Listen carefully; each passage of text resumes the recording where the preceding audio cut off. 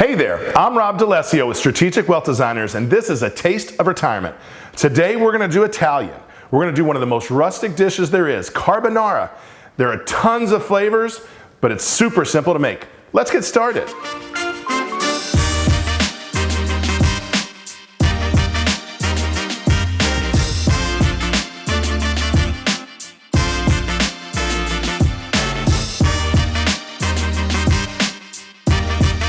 All right, to start off, we're gonna go with a half a pound of what's called guanciale. Now, you can go to an Italian market, and it's basically just an Italian bacon. But if you can't find guanciale, you can use pancetta, or you can use a really nice thick cut bacon if you like. But anyway, what you wanna do, have them slice it as thick as they can, and then you're just gonna cut it up a little bit. And what we're gonna do is we're gonna brown that off in a pan. So get your pan going nice and hot.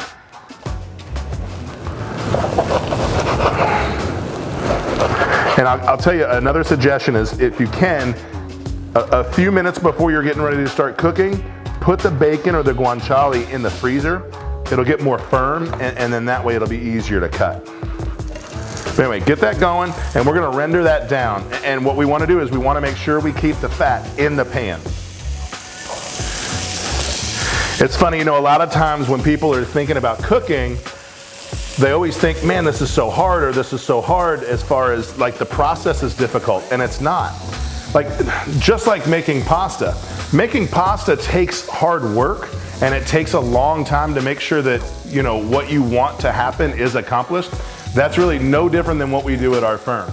You've worked long and hard to secure your assets, and all we do as a firm is make sure that you have a safety net underneath, that you get reasonable rates of return, and that we keep it really, really simple, because that way we don't want to waste your long, hard work, because we want your retirement to come out the way that you have always desired it to be. We can talk about that further if you email me at info@swdgroup.com. All right, the bacon's browning, and you got to keep it moving around. Otherwise, you're gonna burn it. You don't wanna do that.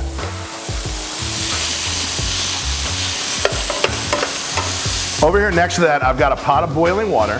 And when I boil pasta, I always salt the water. And we're actually gonna save some of the pasta water when we're done boiling it, the pasta.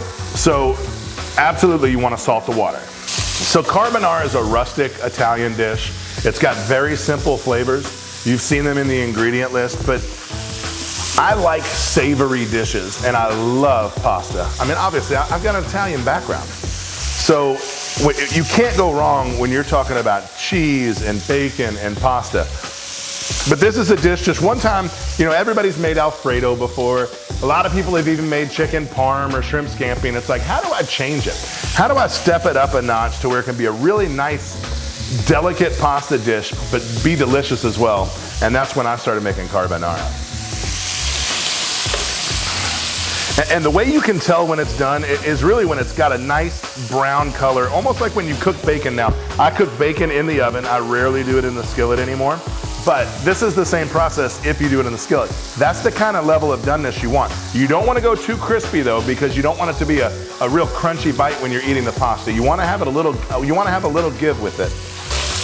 You know, people ask me all the time for different recipes for this and different recipes for that, or they've even asked, like, how did you get into cooking? Have you been cooking a long time? And I have. I worked in a restaurant here in Louisville years ago when I was a teenager, and I was actually a busboy. Well, on a particular Saturday afternoon, I was rolling silverware, and a big portion of the kitchen staff didn't come in, and they asked if I knew how to cook, and I said, I have no idea. And so at that point, they threw me on the line because we had to open for lunch.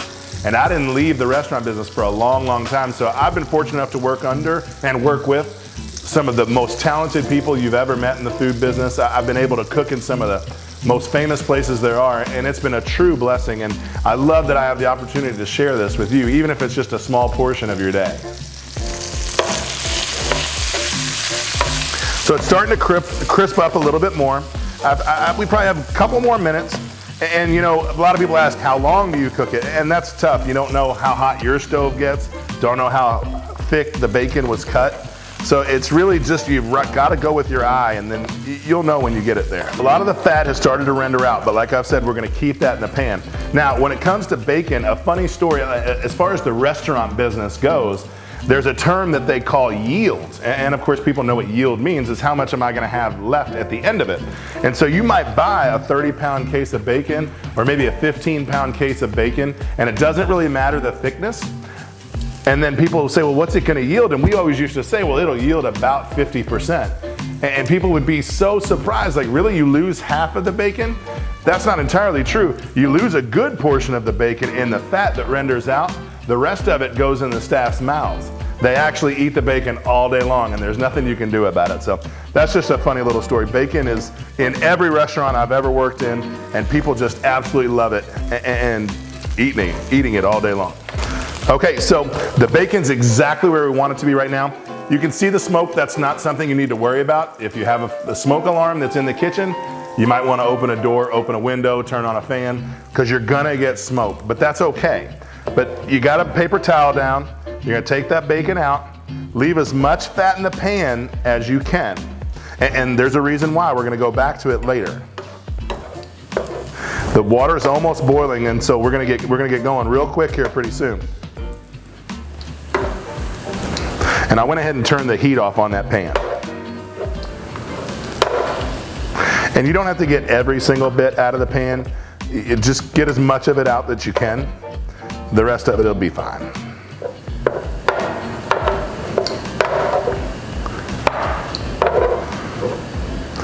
Now, you see here I've got 4 eggs, and this is something I want to be really clear about.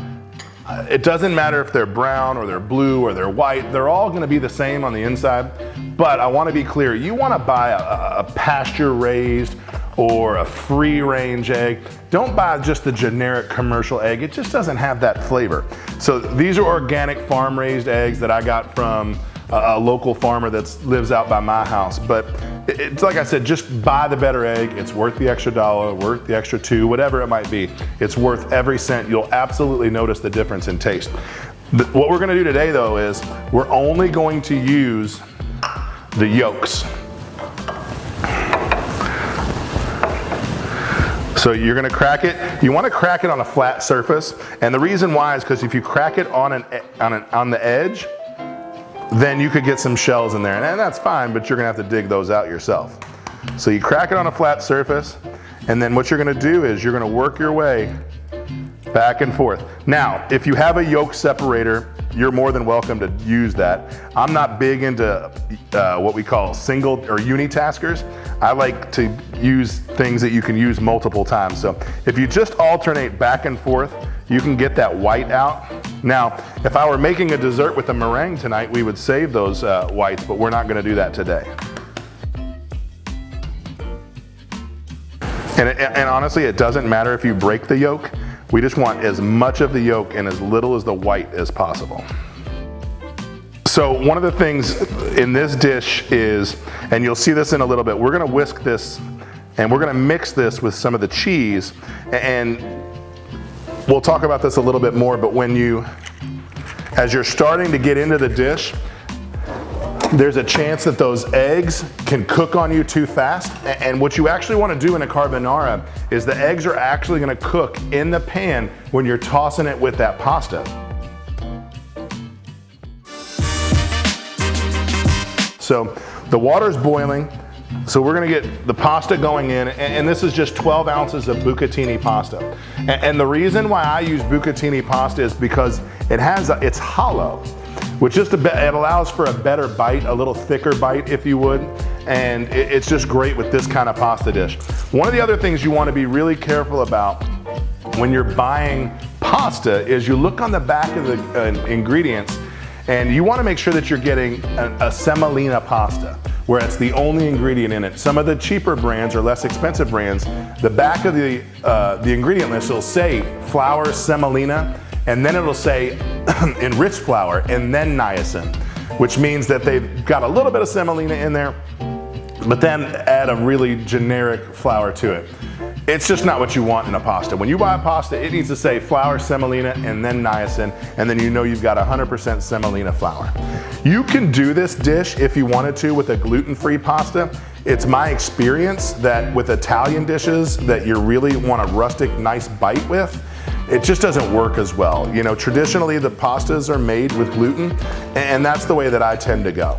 So we're gonna boil this pasta for about 10-ish minutes. And then we'll get the sauce working, and then we'll get ready to go.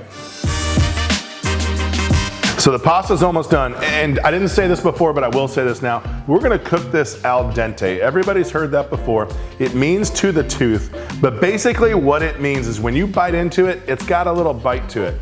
If you bite into pasta and you just bite right through it, it's overcooked. And of course, undercooked, it'll be really gummy and really sticky. So it's just about there. But in the meanwhile, with the guanciale, if the pieces are bigger than you're comfortable with, once they're really browned, if you actually just took your hand and crunched it a little bit, you can actually make the pieces smaller. And that's just if you want to do it. But we're going to go ahead and make the sauce. And you already saw me separate the egg yolks out. And so what we have here is we have 1/3 of a cup of Pecorino Romano, and we have 1/3 of a cup of Parmesan Ragiano. I will tell you that you absolutely want to buy the best cheese for the dollar that you can buy. It's just going to make the dish better. If you save money on the cheese, it's just not going to be as good of a dish. So put them both in there, and it's going to clump up on you pretty good. And then you're going to season a little bit with salt and pepper. And then you're going to whisk that. And you'll see that it'll clump up a lot on you. But you want to get those yolks moving. And then we're going to mix in the cheese and the yolks, and then you can just let that sit there for now. And the reason why is we're getting ready, the pasta's done now. We're going to pour the pasta and drain the pasta, but the first thing I want you to do is you want to save some of the pasta water. So you dip a measuring cup in there and just save some of that, because that's going to help thin out the sauce. Now we'll take the pasta and we'll dump it in the colander, and then we'll just let it sit in the colander for now. And earlier I talked about cooking the eggs too fast. So what you're gonna do now is I'm gonna take a little bit of the pasta water and I'm gonna mix it in, but you don't wanna, like I said, you don't wanna cook the eggs too much. But the good part about this dish, if the eggs were to start to, there's a term called if the sauce were to break on you, which means it starts to separate, well then you can add a little bit more water and it'll come right back. But you can see how that's getting nice and saucy now. My whisk is not wanting to behave. But you want to add slowly the pasta water to it, because if you go too fast with hot water and eggs, it'll actually scramble them and cook them. So this term is actually called tempering the eggs. All right, so that's getting good and happy. So what we're going to do now is we're going to turn this skillet on again. And remember, we still have all of that fat or that grease from the guanciale or the bacon, whatever it was that you used. We'll get that nice and hot, and then the pasta is going to come back in here. We're going to toss it all together, and then we're going to be done, and then it's time to eat. We're going to toss it a little bit. Now, if you don't know how to toss something in a pan, I don't suggest you start right now. I actually learned using dry rice. So you take some rice, you put it in a pan like this, and you toss it, and I promise you the first time you do it, rice is gonna go everywhere. So that's a good time, you ought to try it. And then we're gonna start to add our sauce in. Keep in mind, like I said, this extra high heat is gonna wanna cook up these eggs. And if that happens, just add a little pasta water in there.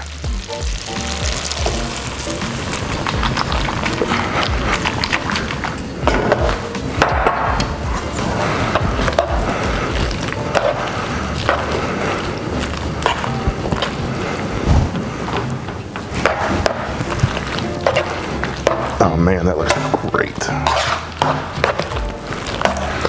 Then we add the bacon back in.